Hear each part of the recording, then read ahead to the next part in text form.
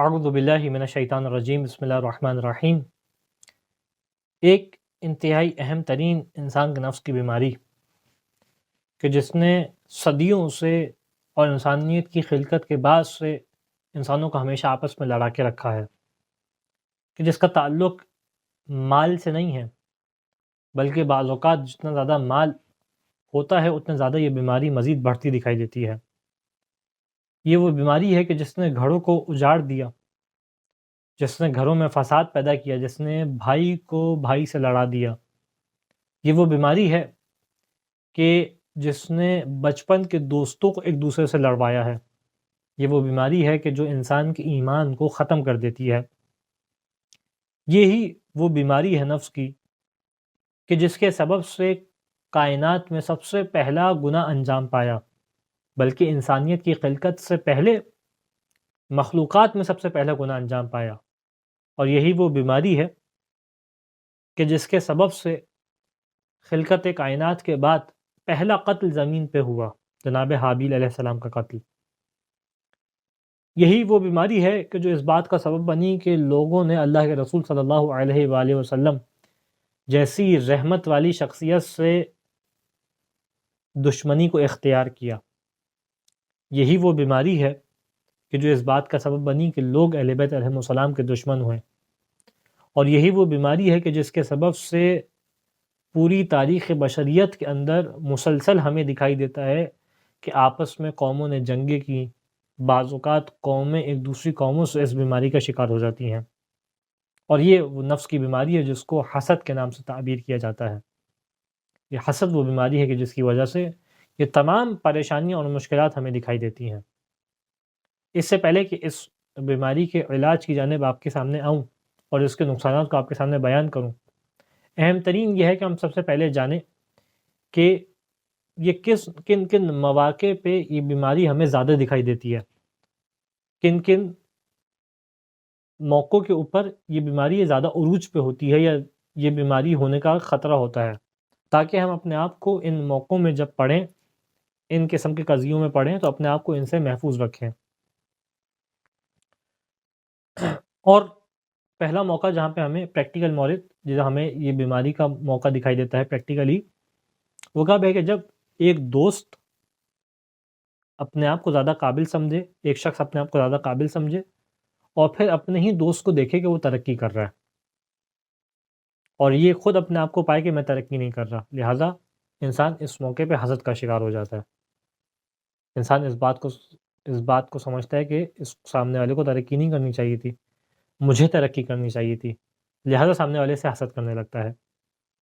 اسی طریقے سے ایک اور مورد جو اس کا ہمیں دکھائی دیتا ہے وہ یہ کہ جب ایک انسان زیادہ محنت کر رہا ہو، اس کے ذہن میں یہ لگتا ہو کہ وہ زیادہ محنت کر رہا ہے، اور یہ دیکھے کہ جو اس کے دوست ہیں، چاہے وہ آفس میں اس کا کلیگ ہے، یونیورسٹی میں اس کا دوست ہے، چاہے گھر میں ایک بہو کام کر رہی ہے اور دوسری بہو کو دیکھ رہی ہے کہ وہ کام کم کر رہی ہے، یعنی ممکن ہے کہ آپ زیادہ کام کر رہے ہوں، ممکن ہے، لیکن بعض اوقات اس قسم کے قضیے اس بیماری کا موجب بنتے ہیں۔ جب ایک بہن دیکھ رہی ہو کہ میں زیادہ کام کر رہی ہوں دوسری بہن کے مقابلے میں، جب ایک بھائی دیکھ رہا ہو کہ گھر میں میں زیادہ خدمت کر رہا ہوں دوسرے بھائی کے مقابلے میں، اور ان سب کے باوجود فیور سامنے والے کو مل رہا ہے، چاہے کلاس ہے، چاہے اسکول ہے، چاہے یونیورسٹی ہے، چاہے کالج ہے، چاہے آفس ہے، چاہے گھر ہے، چاہے بہن بھائیوں میں آپس میں ہے، چاہے مختلف بہوؤں میں ہے، اس طریقے سے ایک انسان دیکھے محنت میں زیادہ کر رہا ہوں، ریوارڈ سامنے والے کو زیادہ مل رہا ہے، اس موقع پہ آ کے یہ جو ہے وہ بیماری آپس میں جنم لیتی ہے کہ انسان دوسرے انسان سے حسد کرنے لگتا ہے، اس کی آنے والی نعمتوں سے اس سے جلنے لگتا ہے۔ اسی طریقے سے ایک اور جو مورد اس کا دکھائی دیتا ہے وہ یہ کہ ایک ہی پوسٹ ہے آفس میں جس میں آپ نے بھی اپلائی کیا، آپ کے دوست نے بھی اپلائی کیا، لیکن آپ کے دوست وہ اس پوسٹ تک پہنچ جائے، آپ نہ پہنچیں، تو آپ کو جو ہے وہ اس مورد میں بھی ہمیں دکھائی دیتا ہے پریکٹیکلی کہ آپس میں حسد ہوتا ہے، اور بہت ساری برائیوں کا، بہت سارے فسادات کی بنیادی جڑ یہ حسد ہوتا ہے۔ اسی طریقے سے یہ بہت زیادہ ہوتا ہے اس مورد میں کہ جہاں ہمیں گھروں میں دکھائی دے کہ ماں باپ ایک بچے کو زیادہ ویلیو دے رہے ہیں، دوسرے بچے کو کم ویلیو دے رہے ہیں، تو جس کو کم ویلیو دے رہے ہیں بعض اوقات اس کے اندر جو ہے یہ حسد کی بیماری آتی ہے اور سامنے والے سے حسد کرنے لگتا ہے.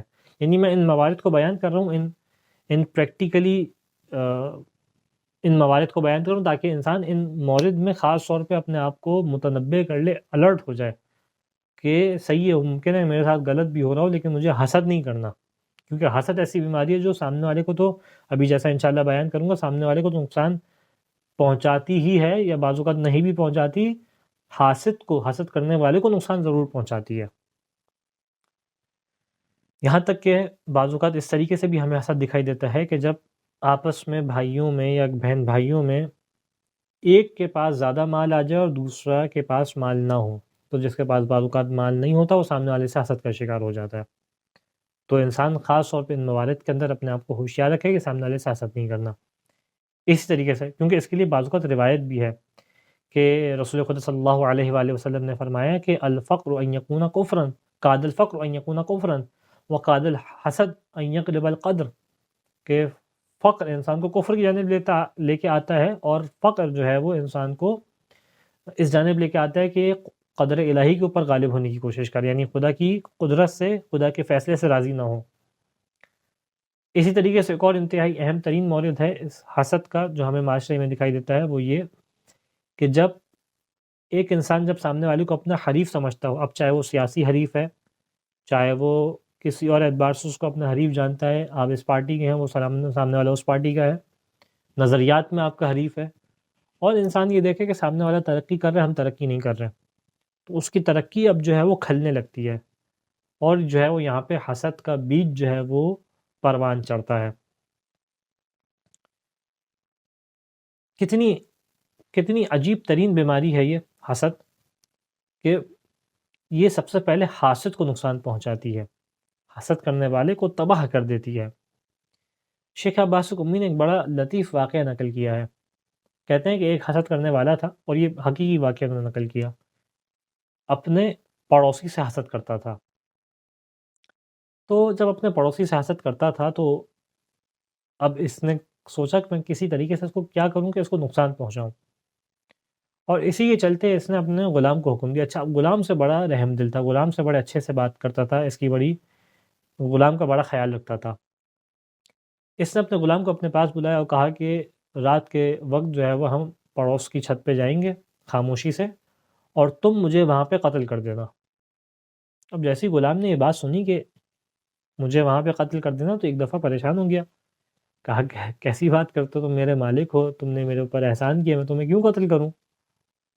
کہا کہ دیکھو، میں نے تمہارے اوپر زندگی بھر احسان کیا، تم سے کچھ طلب نہیں کیا، کچھ مانگا نہیں ہے، آج موقع ہے تم سے ایک چیز مانگ رہا ہوں، اگر تم مجھے عطا کر سکو. کہا مجھے قتل کرنا، اور قتل کرنے کے بعد اس پڑوسی کے اوپر الزام لگانا کہ اس نے مجھے قتل کیا. خلاصہ بڑی مشکل سے اس نے اپنے غلام کو راضی کیا اس بات کے اوپر، اور غلام کے ساتھ جو ہے وہ رات کے پہر خاموشی سے پڑوس کی چھت پہ چلا گیا. جانے کے بعد پڑوس سے جو ہے وہ غلام نے اس کو وہاں پہ قتل کیا، اور کرنے کے بعد واپس آ گیا. اب دیکھیں حسد کس سے تھا؟ پڑوسی سے تھا. یہ حسد وہ ہے جو سب سے پہلے حاسد کو نقصان پہنچاتا ہے. ابھی روایت آپ کے ساتھ خدمت میں پیش کروں گا کس طریقے سے حاسد کو نقصان پہنچاتا ہے. اس نے اس کو قتل کر دیا. قتل کرنے کے بعد واپس آئیے غلام. اگلے دن جو ہے وہ پولیس اور جو بھی اس قسم کے ادارے ہیں وہ آئے، اور آنے کے بعد پڑوسی کو پکڑ لیا کہ بھائی تمہاری چھت سے جو ہے وہ اس طریقے سے قتل شدہ لاش ملی ہے. یہاں تک کہ غلام کو بھی افسوس ہوا کہ بالآخر پڑوسی کی تو غلطی نہیں تھی، یہ تو اس کا اپنا حسد تھا. یہ گیا، جانے کے بعد اس نے اس بات کا اقرار کیا کہ میرے مالک نے مجھے اس طریقے سے حکم دیا تھا اور پڑوسی کی کوئی غلطی نہیں ہے. نتیجہ کیا ہوا حسد کا؟ کہ یہ حسد کرنے والا خود بھی برباد ہوا، اور اپنے آپ کو بھی نقصان پہنچایا، اور جو کام چاہتا تھا وہ بھی حاصل نہیں ہوا. اسی وجہ سے ہمیں دیکھیں روایت کے اندر کیا دکھائی دیتا ہے کہ الحسد مقنصۃ ابلیس الکبریٰ، یہ شیطان کا بڑا والا تیر ہے جو انسان کو نقصان پہنچاتا ہے. شیطان کا انتہائی بڑا تیر ہے جو حسد ہے. اچھا، اب جب اس مورد میں ہم بات کر رہے ہیں تو ایک فرق انتہائی واضح رہے کہ ہم فرق کریں حسد اور رشک کے درمیان. کہ حسد کے بارے میں کیا تعریف بیان کی؟ الحسد ان یری الرجل لاخیہ نعمۃ فیتمنی زوالها عنہ. کہ حسد کے اندر کیا ہوتا ہے؟ حسد اور رشک میں فرق ہے.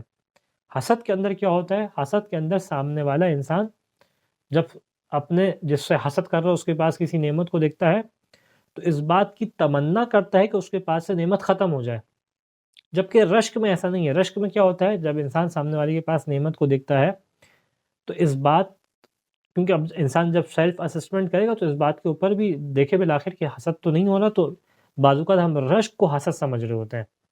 حسد کے اندر کیا ہوتا ہے؟ سامنے والا انسان اس بات کی تمنا کرتا ہے کہ جس سے حسد کر اس کے پاس نعمت باقی نہ رہے، جبکہ رشک میں یہ ہوتا ہے کہ جب انسان دیکھتا ہے کہ سامنے والے کے پاس نعمت ہے تو ظاہر سی بات ہے انسان خوش ہوتا ہے، اور جو ہے وہ اس کا دل چاہتا ہے کہ نعمت میرے پاس بھی ہو۔ جب یہ انسان چاہتا ہے کہ نعمت میرے پاس بھی ہو، اس کو ہم رشک کہتے ہیں۔ یہ دین میں بری چیز نہیں ہے، یہ انسان کی فطرت کا تقاضا ہے کہ آپ سامنے والے کے پاس نعمت دیکھیں تو آپ کے دل میں تمنا آئے، خواہش آئے کہ کاش یہ نعمت میرے پاس بھی ہوتی، تو اس کو ہم اصطلاح میں رشک سے تعبیر کرتے ہیں۔ روایت میں کہ امام صادق علیہ السلام بیان کرتے ہیں کہ ان المؤمن یغبط ولا یحسد، عربی میں رشک کو غبط کہتے ہیں۔ امام بیان کرتے ہیں کہ مومن رشک کرتا ہے، حسد نہیں کرتا، والمنافق یحسد ولا یغبط، اور جو منافق ہے وہ حسد کرتا ہے، رشک نہیں کرتا، یعنی مومن رشک کرتا ہے، حسد نہیں کرتا، اور منافق حسد کرتا ہے، رشک نہیں کرتا۔ تو حسد جو ہے مومنین کی صفات، رشک جو ہے مومنین کی صفات میں سے ہے، یہاں تک کہ یہ وہ رشک وہ چیز ہے جو جنتیوں کی صفات میں سے دکھائی دیتا ہے۔ یہ بڑا معروف روایت ہے، مجالس میں ہم سنتے ہیں حضرت ابو الفضل عباس علیہ السلام کے لیے کہ ان للعباس عند اللہ تبارک و تعالی لمنزلۃ یغبط بها جمیع الشہداء یوم القیامہ، کہ خداوند متعال کے نزدیک حضرت عباس علیہ السلام کے لیے ایک ایسا مقام ہے کہ قیامت کے دن تمام شہداء اس مقام کو دیکھ کے رشک کریں گے، کاش ہمیں بھی یہ مقام نصیب ہوتا۔ تو رشک تو جنتیوں کی صفت ہے، لیکن رشک اور حسد میں فرق ہے۔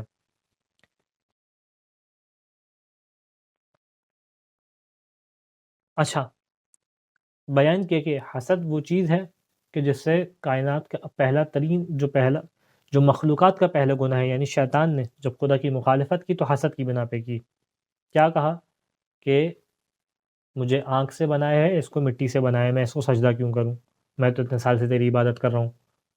تو کیا کر رہا تھا یہ؟ اصل میں جناب آدم علیہ السلام سے حسد کا شکار ہو گیا تھا۔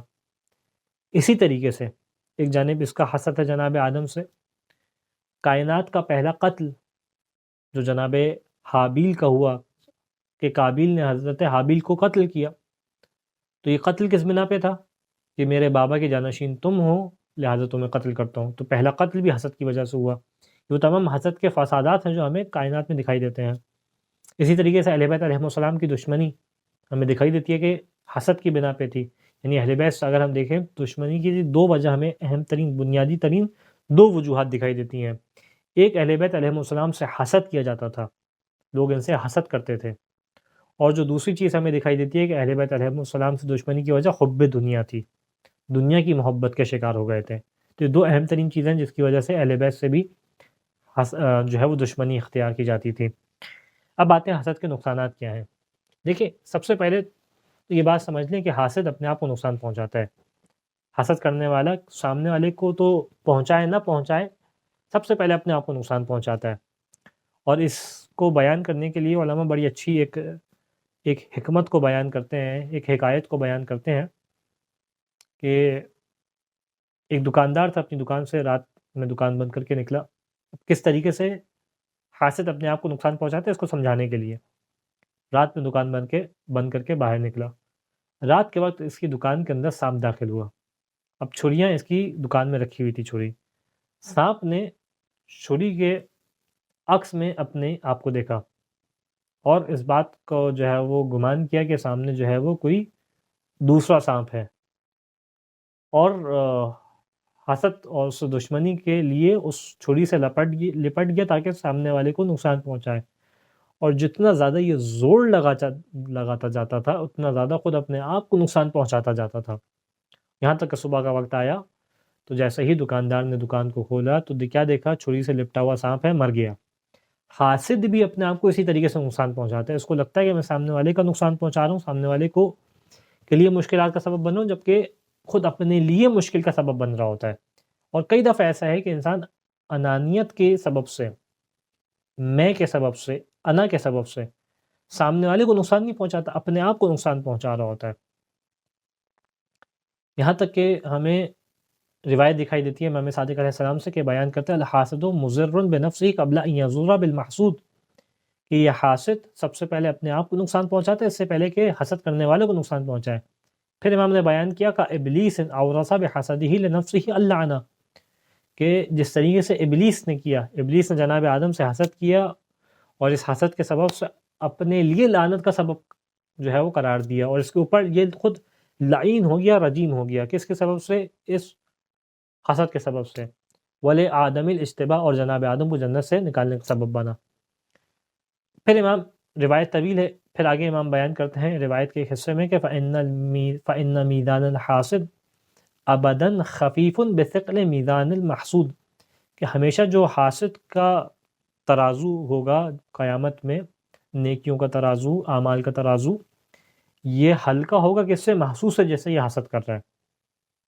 اسی طریقے سے خود امام علی علیہ السلام کی ایک بڑی معروف روایت ہے کہ ما رأیت ظالما اشبہ بمظلوم من الحاسد، کہ میں نے کسی ایسے ظالم کو نہیں دیکھا کہ جو مظلوم سے اتنی شباہت رکھتا ہو۔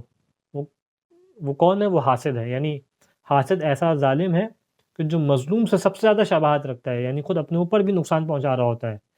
نفس دائم وقلب حادم، کہ اس کا دل جو ہے ہمیشہ پریشان رہتا ہے، اس کی سانسیں جو ہے وہ ہمیشہ بس آہ بھر رہا ہوتا ہے یہ ہم، وحزن لازم، لیکن کیا ہے؟ ہمیشہ جو ہے وہ محزون رہتا ہے، غم زدہ رہتا ہے، اس طریقے سے اپنے آپ کو نقصان پہنچاتا ہے۔ پھر اسی طریقے سے روایت کے اندر ہے کہ حسد جو ہے وہ جسمانی بیماری کا سبب بنتا ہے۔ ہماری بہت ساری ایسی بیماریاں ہیں کہ جن کی وجہ سے ہماری اخلاقی برائیاں ہیں، کہ مولا کائنات علیہ السلام کے انداز سے بیان کرتے ہیں کہ العجب لغفلت الحساد عن سلامت الاجساد، تعجب ہے حسد کرنے والوں کے اوپر کہ کس طریقے سے یہ اپنے جسم کی سلامتی سے غافل ہیں، کس طریقے سے غافل ہیں، یعنی ان کا جسم سالم نہیں ہے، اس سے کیسے غافل ہیں یہ، تو ان کے اوپر تعجب ہے۔ اسی طریقے سے امام خود مولا کائنات کی روایت ہے کہ صحت الجسدی من قلت الحسد، انسان کے جسم کی صحت جو ہے وہ حسد کے کم ہونے سے ہے، یعنی جتنا زیادہ حسد بڑھے گا اتنی زیادہ صحت جسم کی کم ہو جائے گی۔ پھر ایک اور روایت کے اندر بیان کیا الحسود ابداً علیل، کہ جو حسد کرنے والے ہیں یہ ہمیشہ بیمار رہتے ہیں، ہمیشہ یہ بیماری کا شکار رہیں گے۔ اسی طریقے سے خود امام علیہ السلام سے روایت ہے جس میں امام نے اس جانب اشارہ بھی کیا کہ کس طریقے سے حسد انسان کی بیماری کا سبب بنتا ہے۔ کیا بیان کیا؟ الحسد لا یجلب الا مضرہ وغیرہ، کہ حسد جو ہے وہ حاسد تک صرف اور صرف نقصان کو پہنچاتا ہے، اور صرف جو ہے وہ غصے کو پہنچاتا ہے۔ یوہن قلبک، تمہارے دل کو کمزور کر دیتا ہے، ویمرض جسمک، کہ جس کے سبب سے تمہارا جسم بھی جو ہے وہ مریض ہو جاتا ہے، تو انسان اس حسد کی وجہ سے بیمار ہوتا ہے۔ پھر ایک اور اہم ترین اس کا نقصان جو اللہ کے رسول کی روایت کے اندر ہمیں دکھائی دیتا ہے کہ حسد جو ہے وہ زندگی کے مزے کو ختم کر دیتا ہے۔ کس انداز سے اللہ کے رسول صلی اللہ علیہ وآلہ وسلم بیان کرتے ہیں کہ اقل الناس لذۃ الحسود، کہ لوگوں میں سب سے کم جو لذت کو حاصل کرنے والے ہیں، لذت کو لینے والے ہیں، وہ حسد کرنے والے ہیں۔ کیوں؟ وجہ بہت واضح ہے، روایت میں بیان نہیں لیکن وجہ بہت واضح ہے کہ حسد کرنے والا اپنے پاس موجود نعمت کو انجوائے نہیں کرتا، اپنے پاس نعمت کو اگنور کر رہا ہوتا ہے، اس کے مزے کی جانب اس کی نگاہ نہیں ہوتی، اس کی نگاہ سامنے والی کی نعمت کے اوپر ہوتی ہے، اس کو یہ بات کھل رہی ہوتی ہے کہ سامنے والے کے پاس یہ نعمت کیوں ہے، اور اس بات کا خواہش کر رہا ہوتا ہے کہ سامنے والے سے یہ نعمت ختم ہو جائے، لہٰذا اپنی نعمت اس کو مزہ نہیں دیتی۔ یہاں تک کہ حسد وہ شے ہے کہ جو انسان کو کفر تک لے کے جاتا ہے۔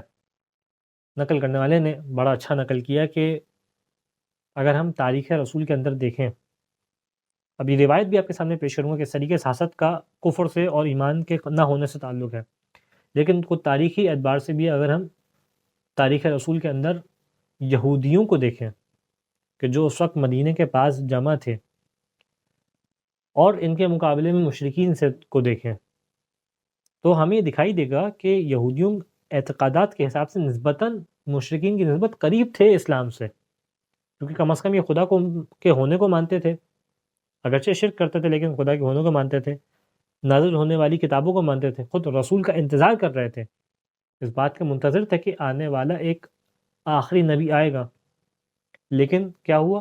اس بات کا حسد تھا کہ ہم سے کیوں نہیں آیا، اور یہ حسد ان کو کفر کی جانب لے کے آیا۔ تو حسد انسان کو کفر کی جانب لے کے آتا ہے، انتہائی اہم ترین نقطہ یہ ہے۔ اور روایت کے اندر ہے کہ امام صادق علیہ السلام بیان کرتے ہیں کہ الحسد ان الحسد یأکل الایمان کما تأکل النار الحطب، کہ حسد ایمان کو اس طریقے سے کھا جاتا ہے جس طریقے سے آگ جو ہے وہ لکڑی کو کھا جاتی ہے۔ تو حسد اس طریقے سے ایمان کو کھا جاتا ہے۔ اور پھر یہ حسد ہے کہ جو محسود کے لیے، یعنی جیسے حسد کیا جا رہا ہے اس کے لیے بھی مشکل کا سبب بنتا ہے۔ اس لیے ہمیں سورہ مبارکہ فلق میں دکھائی دیتا ہے کہ من شر حاسد اذا حسد قل اعوذ برب الفلق، اور پھر آخر میں کیا کہا؟ من شر حاسد اذا حسد، کہ میں اس حسد کرنے والے کے حسد سے اپنے آپ کو بچانا چاہتا ہوں۔ اور اس کی بہرحال تفصیل میں علماء نے اس بات کو بھی پیش کیا کہ یہ کس طریقے سے حسد جو ہے سامنے والے کو نقصان پہنچاتا ہے، کہ بعض اوقات خود یہ چالے چل رہا ہوتا ہے، اور بعض اوقات آنکھ نگاہ کا جو ہے وہ نگاہ حاسد محسود کو نقصان پہنچاتی ہے۔ اس کو بھی جو ہے وہ اس سورہ کی تفصیل میں بعض علماء نے پیش کیا۔ اچھا، اب اس سے پہلے کہ حسد کی علامات اور اس کے علاج کی جانب آؤں، ایک اہم ترین فقہی مسئلہ حسد کے متعلق کہ سوال کیا گیا عز اللہ سستانی حفظہ اللہ سے کہ کیا حسد حرام ہے؟ کیونکہ بہت ساری ایسی روایت ہیں جو حسد کی مذمت اور حسد کو جو ہے وہ نفی کرتی ہیں اس کی، تو کیا حسد کرنا واقع یہ حرمت کا سبب بنتا ہے؟ تو جواب ارشاد فرمایا ہے کہ اکثر روایات جو ہیں وہ حسد کی مطلقاً حرمت کی جانب اشارہ کرتی ہیں، لیکن بعض ایک ایسی روایات ہیں کہ جو ترخیص دیتی ہیں انسان کو تھوڑا سا انسان کو آزادی دیتی ہیں، تھوڑا سا انسان کے لیے راحت کا سبب بنتی ہیں، مشکل کو آسان کرتی ہیں، اور جب تک یہ آثار حسد اس کے اعمال سے ظاہر نہ ہوں اس کو حرام ہونے سے رخصت کا سبب بنتی ہیں۔ تو پس جیسے ہی یہ آثار حسد انسان کے اعضاء و جوارح سے ظاہر ہوں گے یہ حرام ہو جائے گا۔ یعنی اگر نعوذ باللہ من ذالک کوئی شخص کسی سامنے والے شخص کو نقصان پہنچانے کے لیے حسد کی بنا کے اوپر کوئی کام کر رہا ہے تو یہ کیا ہو جائے گا؟ حرام ہو جائے گا۔ یہ تو افعال کا مرحلہ ہے، اور دل کا مرحلہ یعنی دل میں انسان کا حسد ہو یا نہ ہو، اس کے لیے بھی بیان کرتے ہیں کہ احوط یہ ہے، یعنی احتیاط مستحب یہ ہے کہ انسان جو ہے وہ اہتمام کرے کہ اس کے دل میں بھی سامنے والے کے لیے حسد نہ ہو، اس کے قلب میں بھی حسد نہ ہو، نہ یہ صرف افعال اور قول اور فعل کے ذریعے سے، قول اور فعل تو حسد کی وجہ سے کسی کے لیے رکھنا ویسے ہی حرام ہے، لیکن دل میں بھی حسد نہ رکھے۔ اس کے بعد اہم ترین شاید کہ حسد کی علامت کیا ہے، ہمیں روایت دکھائی دیتی ہے امام صادق علیہ السلام سے، بیان کرتے ہیں کہ قال لقمان لابنہ، جناب لقمان نے اپنے بیٹے سے وصیت کی۔ کیا وصیت کی؟ اس کو نصیحت کی۔ کیا نصیحت کی؟ کہ للحساد ثلاث علامات، کہ حاسد کے لیے 3 علامات ہیں۔ یغتاب اذا غاب، کہ جب جس سے حسد کرتا ہے وہ شخص اس کے سامنے نہیں ہوتا تو اس کی غیبت کرتا ہے۔ یتملق اذا شہدہ، جب اس کے سامنے ہوتا ہے تو اس کے سامنے چاپلوسی کرتا ہے۔ ویشمت بالمعصیہ، بالمصیبہ، اور انتظار کرتا ہے اس بات کا کہ سامنے والے کے اوپر مصیبت کب نازل ہو۔ جب یہ 3 علامات ہوں جو سمجھ جائے انسان کے حسد کی بیماری ہے۔ یہ تمام بیان کرنے کا مقصد یہ ہے کہ انسان اپنی سیلف اسسمنٹ کر سکے، اپنے نفس کا محاسبہ کر سکے، خدا نخواستہ کہیں ہم اس بیماری کا شکار تو نہیں ہو رہے کہ کسی شخص سے حسد کر رہے ہوں۔ اب یہاں پہ آتے ہیں کہ حسد جیسی بیماری کی وجہ کیا ہے، کیا چیز ہے جو اس کا سبب بنتی ہے۔ تو سب سے پہلی جو چیز ہے وہ یہ کہ جو اللہ نے انسان کو عطا کی ہے اس پہ راضی نہیں ہو رہا، خدا کی عطا پہ راضی نہیں ہے۔ جب انسان خدا کی عطا پہ راضی نہیں ہوتا تو حسد کی جانب آتا ہے۔ کیوں؟ کیونکہ حسد کے اندر انسان یہ دیکھتا ہے کہ سامنے والے کو یہ عطا ہوا ہے اور مجھے یہ عطا نہیں ہوا، تو جو سامنے والے کے پاس نعمت ہے میں اس سے حسد کر رہا ہوں، تو یہ انسان جو ہے وہ اس طریقے سے حسد کی جانب آتا ہے۔ یہاں تک کہ اللہ کے رسول صلی اللہ علیہ وآلہ وسلم سے روایت ہے کہ آپ نے بیان کیا کہ خداوند متعال نے جناب موسیٰ سے کلام کیا۔ کیا کہا کہ ابن عمران لا تحسد الناس، اے عمران کے بیٹے لوگوں سے حسد نہ کرنا۔ جناب موسیٰ سے کلام ہے لیکن جو ہے وہ در کو بول کے دیوار مراد ہے، جناب موسیٰ حسد کرنے والے نہیں ہیں۔ جناب موسیٰ کے ذریعے سے لوگوں تک یہ بات پہنچانی ہے کہ لوگوں سے حسد نہ کرو علی ما آتیہم من فضلی، کس چیز کے اوپر کہ جو میں نے عطا کیا اس کے اوپر حسد نہ کرو۔ اس کا مطلب ہے کہ حسد کا تعلق اس سے ہے کہ جو خدا نے عطا کیا ہے، خدا کی اس پہ قناعت نہ رکھنے کی وجہ سے حسد ہوتا ہے۔ پھر خداوند متعال نے جو ہے وہ ارشاد فرمایا وَلَا تَمُدَّنَّ عَيْنَكَ إِلَىٰ ذَلِكَ، اپنی آنکھوں کے اس کو پر نہ ٹکاؤ جو میں نے دوسروں کو عطا کیا ہے۔ وَلَا تَتَّبِعُوا نَفْسَكَ فَإِنَّ الْحَاسِدَ سَاخِطٌ لِنِعْمِهِ، اور نہ جو ہے وہ اپنے نفس کو اس کے پیچھے لگاؤ کہ جو سامنے والے کے اوپر نعمت عطا ہوئی ہے، پس کیونکہ حاسد جو ہے وہ میری نعمت سے مایوس ہوتا ہے، میری نعمت سے جو ہے وہ غضبناک ہوتا ہے، میری نعمت سے منکر ہوتا ہے۔ زاد لقسمی، سعد لقسمی، یہ کیا ہوتا ہے؟ یہ منہ موڑ لیتا ہے، یہ گویا راضی نہیں ہوتا میری تقسیم سے، جو خدا نے تقسیم کیا ہے۔ آپ کو اتنا مال دیا ہے، سامنے والے کو خدا نے زیادہ رزق دیا ہے، تو جس کو زیادہ رزق دیا ہے تو خدا نے اس کو دیا ہے نا، تو انسان کیوں حسد کر رہا ہے سامنے والے سے؟ کیونکہ اس کا رزق خدا کی جانب سے ہے۔ تو الذی قسمت بین عبادی، کہ جو میں نے لوگوں کے درمیان تقسیم کیا، یہ میری تقسیم سے راضی نہیں ہے یہ۔ وَمَن يَقُمْ كَذَلِكَ فَلَسْتُ مِنْهُ وَلَيْسَ مِنِّي، پر جو اس طریقے سے فعل کو انجام دے تو نہ میں اس سے ہوں نہ وہ مجھ سے ہے۔ تو یہ اہم ترین چیز۔ اسی طریقے سے امام صادق علیہ السلام سے روایت ہے کہ الرزق مقسوم، کہ رزق جو ہے وہ تقسیم شدہ ہے۔ فَمَاذَا يَنْفَعُ حَسَدُ الْحَاسِدِ، بس تو رزق تقسیم شدہ ہے تو حسد کرنے والے کا حسد اس کو کیا فائدہ پہنچاتا ہے؟ یعنی ایسا تو نہیں ہے اس کے حسد کرنے سے رزق کم ہو جائے گا محسود کا اور حاسد کا بڑھ جائے گا، نہیں، یہ تو اللہ کی جانب سے تقسیم شدہ ہے۔ پھر بیان کیا فَمَاذَا يَضُرُّ الْمَحْسُودَ الْحَسَدِ، اور ایک جانب حاسد کو کیا فائدہ پہنچاتا ہے اور جس سے حسد کیا جا رہا ہے اس کو کیا نقصان پہنچاتا ہے یہ حسد۔ پھر امام نے بیان کی کہ اصل کی حسد کی جڑ کیا ہے، اس کی وجہ کیا ہے۔ کہا کہ فَإِنَّ الْحَسَدَ أَصْلُهُ مِنْ عَمَى الْقَلْبِ وَجُحُودُ فَضْلِ اللَّهِ تعالیٰ، کہ حسد کی اصل یہ ہے کہ انسان کا دل جو ہے وہ اندھا ہو جاتا ہے۔ دل کا اندھا ہونا اصل، یعنی دل جو ہے وہ گویا مردہ ہو جاتا ہے اس انداز سے، جس کے بعد حسد ہوتا ہے۔ اور پھر امام نے بیان کیا کہ حسد کی اصل کیا ہے کہ خدا کے فضل کا انکار کرنا، یہ حسد کی اصل وجہ ہے، یعنی انسان شکر نہیں کر رہا جو اس کو عطا ہوا ہے، سامنے والی کی نعمت کے اوپر اس کی نگاہ ہے۔ اور امام نے بیان کیا وَهُمَا جُنَاحَانِ لِلْكُفْرِ، دونوں کام، دل کا اندھا ہو جانا اور خدا کی فضل کا انکار کرنا، یہ دونوں جو ہیں وہ جہنم کفر کے دو پر ہیں، کہ اس کے ذریعے سے انسان جو ہے کفر پرواز کرتا ہے۔ وَبِالْحَسَدِ وَقَعَ ابْنُ آدَمَ فِي حَسْرَةِ الْعَبَدِ، امام بیان کرتے ہیں کہ یہ حسد ہے جس کے سبب سے انسان جو ہے وہ ہمیشہ کی حسرت کے اندر جو ہے وہ شکار ہو گیا۔ وَحَلَقَ مُهْلِكًا لَا يَنْجُو مِنْهُ أَبَدًا، اور ہلاک ہونے والے ہلاک ہو گئے حسد کی وجہ سے، کبھی انہوں نے نجات نہیں پائی۔ یہاں تک کہ جو ہے وہ ایک اور امام صادق علیہ السلام سے روایت کے اندر دکھائی دیتا ہے إِيَّاكُمْ أَن يَحْسُدَ بَعْضُكُمْ بَعْضًا، کہ خبردار ہوشیار تم میں سے آپس میں کوئی ایک دوسرے سے حسد نہ کرو۔ فَإِنَّ الْكُفْرَ الْأَصْلُ الْحَسَدُ، کہ کفر کی اصل کیا ہے؟ حسد ہے، یعنی یہ حسد ہے جو انسان کو کفر تک لے کے جاتا ہے، کفر کی بنیاد حسد ہے۔ جیسا میں نے پیش کیا ابلیس کی دشمنی حسد، رسول خدا سے دشمنی حسد، خدا سے دشمنی حسد، اہل بیت سے دشمنی حسد۔ تو یہ بہت ایسی بیماری جس کی جو کفر کی اصل ہے۔ ایک وجہ یہ، دوسری وجہ جو حسد کی سبب بنتی ہے وہ انسان کا فقر و تنگ دستی کا ہونا، قناعت کا اختیار نہ کرنا، کہ انسان جب قناعت اختیار نہیں کرتا تو انسان حسد کی جانب بڑھتا ہے۔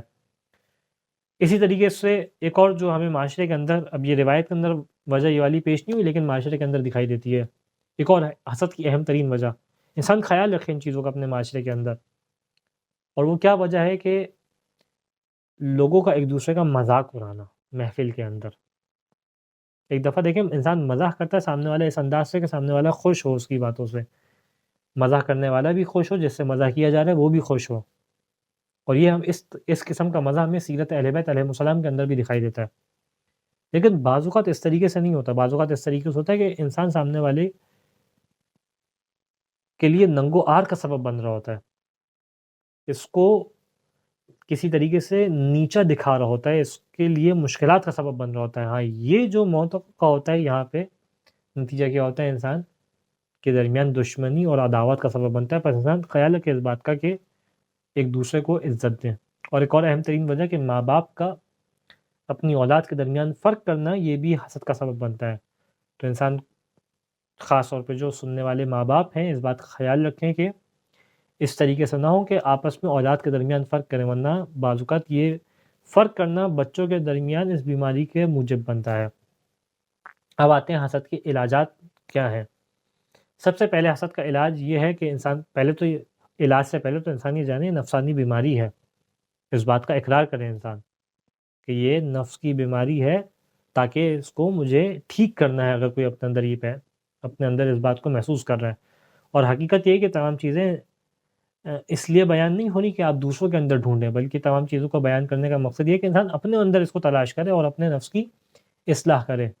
تو سب سے پہلا جو اس کا علاج ہے وہ کہ انسان اللہ کے اوپر ایمان کو مضبوط کرے، خدا کی تقسیم پر راضی ہو، جو خدا کا فیصلہ ہے اس کے اوپر راضی ہو انسان. سب سے پہلے اس کا علاج یہ ہے. دوسرا یہ کہ انسان قناعت کو اختیار کرے.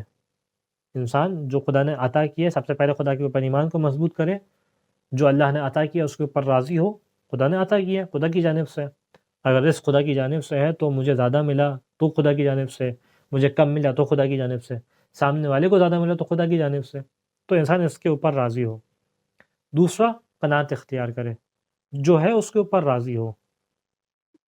یہ نہ سوچے کہ بس مجھے زیادہ سے زیادہ ملے. صحیح ہے، جو ہے خدا کا شکر ادا کرو اس کے اوپر. اپنے سے نچلے والوں کو دیکھو نعمت کے اندر کہ تمہیں تو اتنا بھی ملا ہے، باقیوں کو کتنا کم ملا ہے. انسان دیکھے اس چیز کو. پھر ایک اور اہم ترین جو علاج علماء پیش کرتے ہیں وہ یہ کہ انسان جس سے حسد کر رہا ہے اس کے اچھے پہلوؤں کو دیکھے. بالفرض ایک اولاد ہے، آپس میں دیکھ رہی کہ ماں باپ ایک بچے کو فیور زیادہ دیتے ہیں، ہمیں نہیں دیتے، ہم سے اتنی محبت نہیں کرتے. تو تلاش کرے کوئی وجہ ہوگی نا جو اس سے زیادہ محبت کر رہے ہیں، آپ سے کم محبت کر رہے ہیں. ہو سکتا ہے کوئی اس کا اخلاق اچھا ہو سکتا ہے اس سے ماں باپ سے بات کرنے کا طریقہ کار اچھا ہو سکتا ہے کوئی اس کے اندر ایسی صفت ہو کہ جو ماں باپ کو زیادہ لبھاتی ہو، زیادہ ان کی محبت کا سبب بنتی ہو. تو آپ بھی اس صفت کو اختیار کریں. اور جب انسان جس سے حسد کر رہا ہے اس کی اچھی صفات کی جانب نگاہ کرتا ہے، اس کی نیک خصال کی جانب نگاہ کرتا ہے، تو خود بخود سامنے والی کی شخصیت کی ایک پازیٹیو سائڈ اس کی ذہن میں آنے لگتی ہے، اور اس کے سبب سے جو ہے وہ انسان کے ذہن میں اس کے نیگیٹیوٹی کم ہونے لگتی ہے. تو اس طریقے سے انسان اس کے اوپر بھی عمل کرے. یہاں تک کہ بعض علماء یہ بھی بیان کرتے ہیں کہ حسد کرنے والا سامنے والی کی تعریف کرے، دل سے تعریف کرنے لگے، تو خود بخود حسد کم ہونے لگے گا. کہ اس کی تعریف کرے خاص طور پہ کس طریقے سے کہ جیسے حسد کرتا ہوں اس کی اچھائیوں کو بیان کرے. البتہ چاپلوسی نہ ہو، جیسے روایت میں پیش کیا کہ جناب لقمان کی روایت کے اندر بھی تھا اور مولا کائنات سے بھی روایت ہے کہ الحاسد یظہر ودہ فی اقوالہ ویخفی بغضہ فی افعالہ، کہ جو حاسد ہوتا ہے یہ باتوں میں اقوال میں تو محبت کا اظہار کرتا ہے لیکن دل میں بغض ہوتا ہے، اس کے بغض کو چھپاتا ہے. تو اس طریقے سے نہ ہو، حقیقتاً تعریف کرے انسان، حقیقتاً تعریف کرے، تو نتیجہ کیا ہوگا؟ خود بخود حسد انسان کا کم ہوگا. اسی طریقے سے ایک اور جو علاج حسد کا بیان کرتا ہے کہ انسان اپنی شخصیت کے پازیٹیو پہلو کے اوپر نگاہ کرے. یعنی جو نعمتیں اس کے پاس ہیں، جو اس کی شخصیت ہے، اس میں جو خداوند متعال کی جانب سے نعمتیں ہیں ان کو تلاش کرے. جو اس کے پاس پازیٹیو چیزیں ہیں اس کو اپنی شخصیت کے اندر ڈھونڈے، تاکہ خدا کی اس رضائیت سے، خدا کی تقسیم سے راضی ہوگا. صرف اپنے اوپر نیگیٹو پہلو نہ دیکھے، بلکہ دیکھے کہ خدا نے نعمتیں مجھے بھی تو عطا کی ہیں، تو کون کون سی نعمتیں ہیں. تو جب انسان کی نعمتوں کی جانب نگاہ ہوگی تو شکر آئے گا، قناعت آئے گی خود بخود. تو اس طریقے سے انسان یہ کام بھی کرے. اچھا، اس کے بعد وہ شخص، یہ تو ہو گیا جس کو لگتا ہے کہ میں حسد کروں. اگر کسی کو لگتا ہے کہ اس سے حسد کیا جا رہا ہے تو اس کے لیے کیا علاج ہے؟ تو دیکھیں یہاں پہ اس سے پہلے اس کے علاج بیان ہو.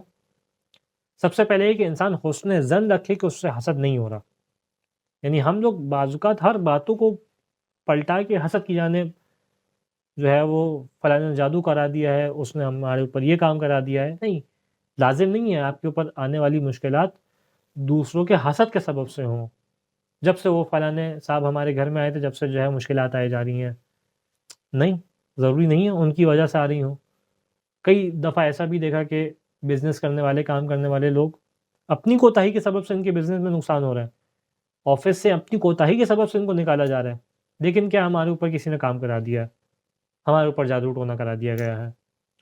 انسان پہلے دیکھے، لازم تو نہیں ہے آنے والی برائیاں حسد کے سبب سے آ رہی ہوں، لیکن اگر کسی کو لگتا ہے کہ واقعاً اس طریقے کی کوئی حسد اس کے اوپر کیا جا رہا ہے، تو سب سے پہلے جو یہاں پہ ایک اہم ترین چیز ہے وہ انسان اپنی نعمتوں کا کھل کے اظہار نہ کرے، ویسی بھی نہ کرے، یعنی صرف یہ اس موقع پہ نہیں ہے جب اس سے حسد کیا جا رہا ہو، جب حسد نہیں بھی کیا جا رہا جب بھی اپنی نعمتوں کو کھل کر اظہار نہ کرے۔ ہمارا بڑا عجیب سا کلچر رائج ہو گیا ہے کہ اپنی ہر آنے والی اپنے پاس اچھائی نعمت کو اسٹیٹس پہ لگانا، اس کو جو ہے وہ شیئر کرنا، لوگوں کو بتانا، آج میں فلانی جگہ کھانے پہ گیا تھا، آج مجھے جو ہے میں نے یہ فلانی موبائل لیا ہے، میں نے فلانا کیمرہ لیا ہے، فلانی گاڑی لی ہے۔ کیا ضرورت ہے؟ کیا سامنے والے کو بتائے بغیر آپ اس سے استفادہ نہیں کر سکیں گے؟ کوئی اس قسم کی بات ہے تو نہیں، دوسروں کو نہ بتائے، چھپائے دوسروں سے، کیونکہ روایت میں اللہ کے رسول صلی اللہ علیہ وآلہ وسلم بیان کرتے ہیں کہ استعینوا علی قضاء حوائجکم بالکتمان، اپنی حاجات کو حاصل کرنے کے لیے اس بات سے مدد حاصل کرو کہ تم اپنی نعمتوں کو چھپاؤ، اپنے پاس آنے والی چیزوں، اپنے پاس موجود چیزوں کو چھپاؤ۔ فَإِنَّ كُلَّ ذِي نِعْمَةٍ مَحْسُودٌ، کیونکہ ہر ذی نعمت، ہر وہ شخص جس کے پاس نعمت ہے اس سے حسد کیا جاتا ہے۔ تو کیا وجہ ہے بلا وجہ میں اپنی نعمتوں کو سامنے والے کے پاس دکھاؤں، بتاؤں سامنے والے کو میرے پاس یہ نعمت ہے؟ نہیں، ضرورت نہیں، انسان چھپا کے رکھے۔ ایک اور جو اہم ترین علاج ہے وہ یہ کہ جس سے آپ کو محسوس ہوتا ہے کہ حسد کر رہا ہے، اس سے حسن خلق کا اظہار کریں، اس سے محبت کا اظہار کریں، اس سے جا کے اچھے سے ملیں، خاص طور پہ اس سے اچھے سے ملیں، تاکہ عداوت اور بغض آپس میں ختم ہو۔ اور اس کے بعد آخری علاج کہ جو علماء بیان کرتے ہیں اور روایت کے اندر بھی ہے کہ انسان کو اگر لگتا ہے سامنے والا اس سے حسد کر رہا ہے اور یہ اس کے رشتہ داروں میں سے ہے، تو انسان اس سے گرم جوشی سے ملے، ہاتھ ملائے، گلے ملے اس سے۔ اور کیونکہ روایت کے اندر ہے کہ رسول صلی اللہ علیہ وآلہ وسلم نے بیان کیا کہ ان الرحم اذا مست رحما تحرکت واضطربت، کہ جب آپس میں رشتہ دار ایک دوسرے سے ملتے ہیں اور ان کے جسم آپس میں مس ہوتے ہیں، ہاتھ ملائے، گلے ملے، جو ہے وہ اچھے سے اس سے ملے، گرم جوشی سے ملے، تو جب بھی ان کے جسم آپس میں مس ہوتے ہیں اور اس طریقے سے معاملہ ہوتا ہے تو ان کی جو رشتہ داری ہے یہ حرکت میں آتی ہے، اس کے اندر جو ہے وہ مزید اضافہ ہوتا ہے۔ تو اگر رشتہ دار ہے، بھائی ہے آپ کا، آپ کو لگتا ہے کہ آپس میں اس قسم کے اور حسد کے علاوہ بھی کوئی عداوت ہو رہی ہے، محبت میں کمی آ رہی ہے، تو انسان گلے ملے، ہاتھ ملائے، اچھے سے ملے، ان سے گرم جوشی سے ملے۔ یہ چیزیں اس بات کا سبب بنتی ہیں کہ انسان کے درمیان عداوت ختم ہوگی اور جو رشتہ اخوت ہے وہ مزید پروان چڑھے گا۔ خداوند متعال سے دعا ہے کہ ہمیں اس قسم کی بیماریوں سے محفوظ رکھ۔ اگر ہم سے کوئی بیماری کر رہا ہے تو ہم سے کوئی حسد کا شکار ہے تو ہمیں اس کے حسد سے محفوظ رکھ، جیسا اور پھر دعائیں بھی ہیں جو نقل کی گئی ہیں جس کے ذریعے سے انسان اپنے آپ کو حسد سے محفوظ کر سکتا ہے۔ تو انسان جو ہے وہ اس طریقے سے ان دعاؤں کا سہارا لے، اور خداوند متعال سے دعا ہے کہ ہمیں ان بیماریوں سے محفوظ رکھ، ہمیں حسد کرنے والے کی نگاہ سے محفوظ رکھ، ہمیں بہترین انداز سے اپنے دین کے اوپر عمل کرنے کی توفیق عطا فرما۔ وآخر دعوانا الحمد للہ رب العالمین۔